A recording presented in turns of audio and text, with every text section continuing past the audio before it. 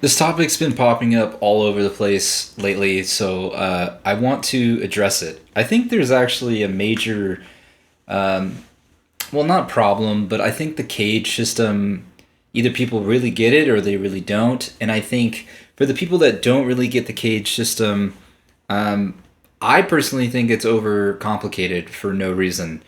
You know, people are like five chords, or maybe they don't understand what it is at all. And so I want to make this video to really simplify things down. And the core knowledge you need to extract from the cage system, I want to kind of wipe away any pre-existing knowledge that maybe is confusing you and put in a new system that, and I'll explain why I think there's just redundancy in cage that isn't helpful at all. And I want to simplify it down and make it a little bit easier to understand, and I'll add some chord charts. So first and foremost, like caged itself is just stemming from the C shape, the A shape, G shape, E shape, and D shape of how you can play a chord on a guitar neck, and it kind of stems from. And if you haven't heard this term before, it's called Cowboy chords, which are the open positions. So you can play like a D in the open position, an A, an E, a G, and a C. And I guess I can play them for you so you can hear what they sound. So D, A, E, G, and C, right? They all are just like some of the first chords you learn in the open position. A lot of people call them cowboy chords. I think because people would sit around the campfire, and most people know how to play these chords. The problem with caged, and why I don't even really want to talk about it, is the D shape and the C shape are basically the exact same thing. They're only different in the open position, but as soon as you bar a chord, which is where I want to go with all this, they're the exact same thing. So already you can throw out the D, so it's cage. But then at the same time, this G position works in an open position. And a lot of times I don't even like to add this note, and we don't even have to talk about what it is, but the way I like to play a G in its open position really only has two out of the three tones that make it a triad anyways, and I would never recommend that somebody use that as an inversion. You can later, and we can talk about it, but it's not a core thing that I think anybody should really know, especially in a barred context. You're not going to actually use that note that turns it into its true triad form. Just forget what I'm even talking about right now if it doesn't make sense, because it doesn't matter. Throw the G out. The only three chords you really need to learn how to play all over the neck in terms of their shape, not the chord themselves, the shape, is the A position, the E position, and the C position. Or if we want to, turn it into an acronym, let's call it the ACE system. You want to, learn how to ace a solo or something, you should learn these three positions: the A, the E, and the C. Because those three chords, when you move around the neck as bar chords, are the main three inversions. And so I'm going to start with just the top three strings, because you can make a chord as a triad with just the top three strings. If you want to look up the full chord at a later time, that's great, do it. But I'm just going to talk about the top three because you need three notes to make a major or minor chord. You need the one, the either major or minor three, and the five. And you can get those three notes with just these three top notes. So let's keep it simple. So if we're using the cowboy chord formulation, then we know that like A is 2-2 open, going from G to E, 2-2 open, and then a C is open, 1 open, right? And then an E is 1 open, open. Okay, you know how to play an E, an A, and a C chord. But what about using an E shape to play a G, or using an E shape to play a C? What about, being able to interchange? Can you play a G chord using all three shapes? That's where I want to go with this. So I'm going to put up a diagram here of a G chord. So the first inversion And I usually, to me, the E shape is like home base. It's like if I think of a one chord, it's this chord. And that is just how I look at it. But the whole modified pentatonic and all this stuff that I made videos on kind of stems around this being like the home center for a major chord. We'll talk about minor in a second. So if we have from G going to E, if we have 4, 3, 3, that is the E shape, but we are playing a G chord. And the way that you can learn all this very quickly, and I suggest every guitar player do this, and you can do all the other strings, but you need to know what the notes are on your E string, both low and high. You do. You just need to. Open is E, F, F sharp, G, G sharp, A, B flat, B. And we don't have to get all lost, and we can just use all flats. So E,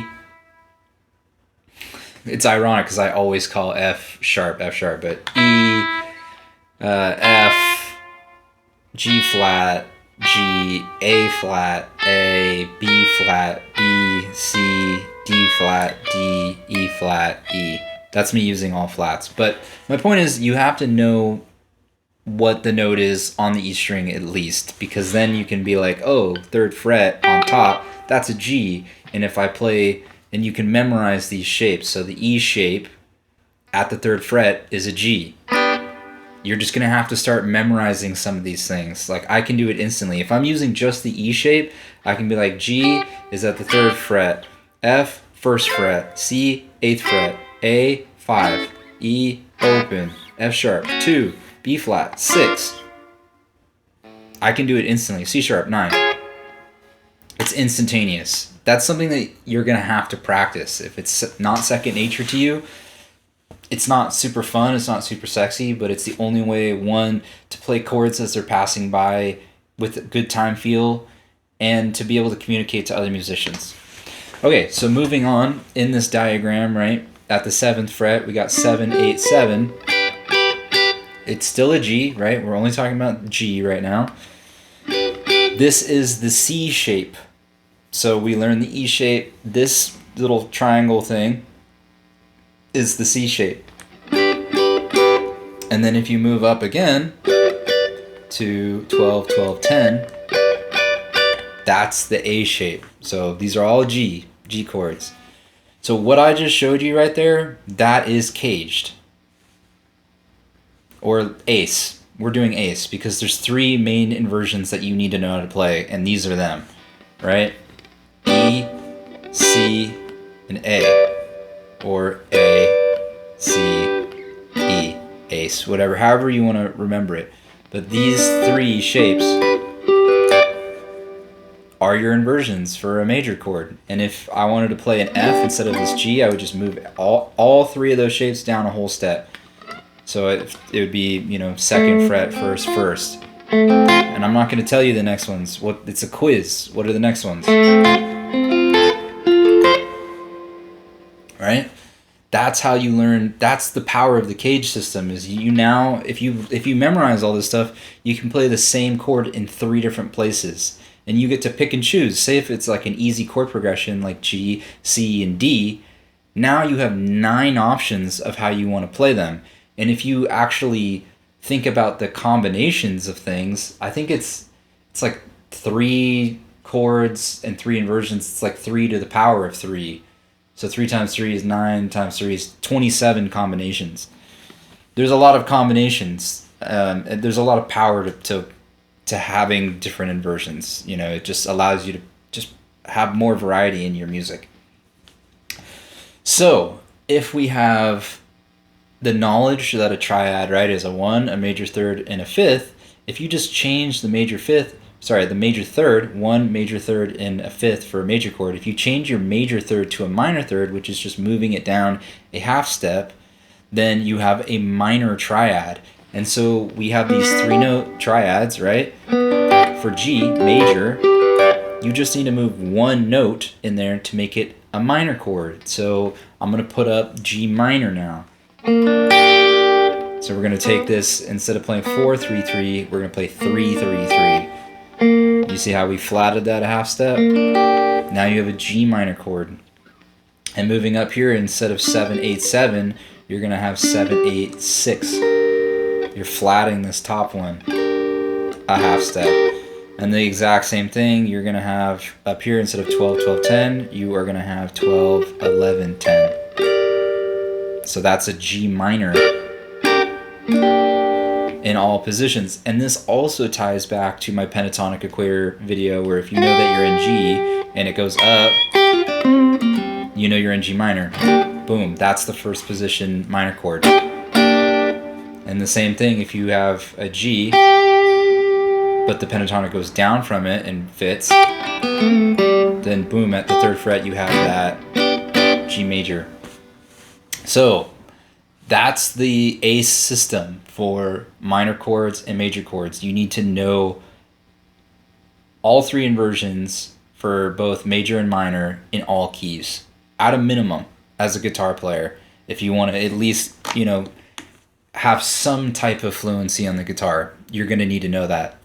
And you're going to need to learn the top note, your E note, because then you can at least anchor yourself. And if somebody says F minor, you're like, okay, I can play an F minor at the 1st fret in the 1st position, or what we call the E position, right? Or I can play it here kind of straddling the 5th fret, or I can do it up here at the 8th fret. You know, an easy way for me, minor sometimes gets a little harder because that 2nd inversion, I mainly just remember that it's, you know, if we're in F, we're at the 1st fret, I just know that 1, 2, 3 frets up is the beginning of that 2nd inversion for the same minor chord.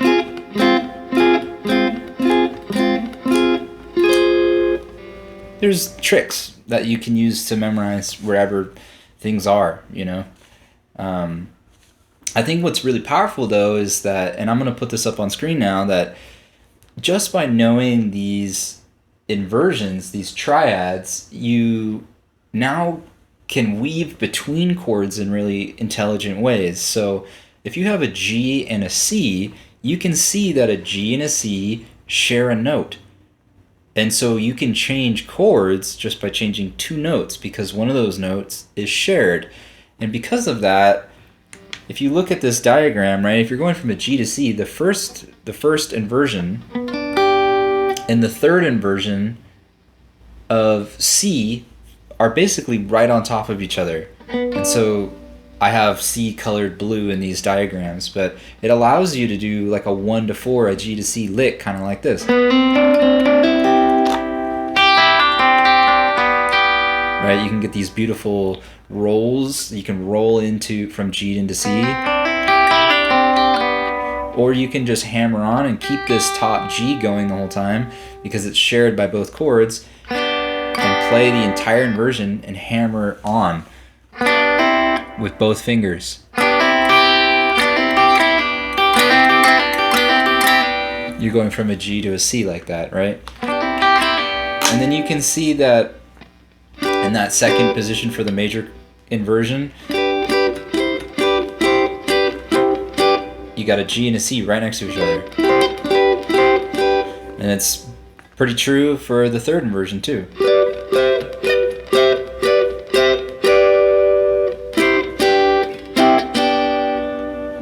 And if you get really fluent at some of these types of relationships, both between minor and major, you can start doing really, really pretty licks just using triads.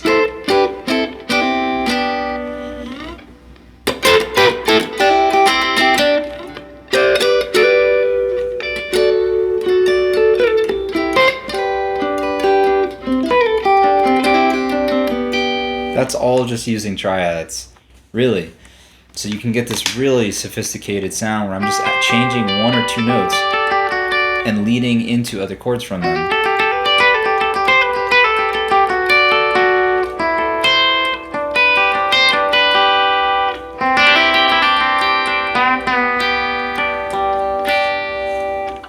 That is the power of the ACE system, the modified CAGED system. It also just makes you able to play chords better. And you know, I said we're just doing triads, but the reality is these are all bar chords.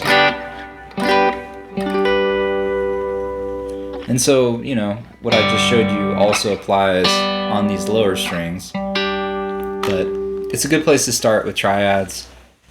You know, it ties into the whole pentatonic thing that we've been talking about for a while. But then, you know, I get comments all the time like, well, I've learned these things, how do I practice them? I have either it's coming out or it already came out. They probably will have already come out by the time this video gets released. It's about practicing chord tones and over a song like Row Jimmy, which I think was like, you have 3 inversions to the power of 8 total chords. And so you have something like 1,600 ways to play that one progression, even though it's just 8 chords. And they're just major and minor. And so that's one example, but find a song that you like, and if it's like a very simple song, which is great, you know, what if it's something like Bad Fish by Sublime? A major, B minor, G, back to A. It doesn't have to be complicated, but still, you have 3 chords, so it's 3 to the power 3. You got 27 different ways to play that one progression. You know, you can play the A here, the B minor there, and then the G major here, or you can do A major here, B minor here, G, or you can do any mixing and matching of stuff. Whoops.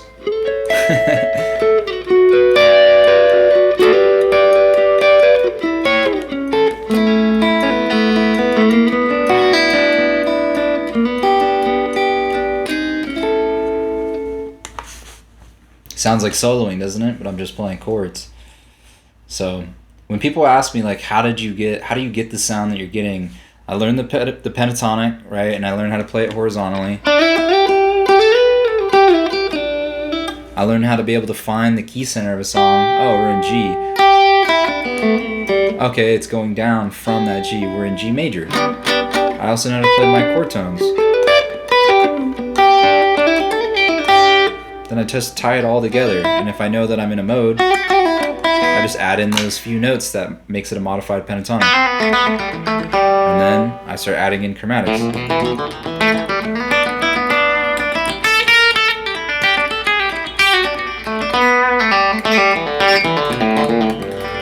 And I have time, feel, and finesse and swing with my right hand, and I can do some cross picking.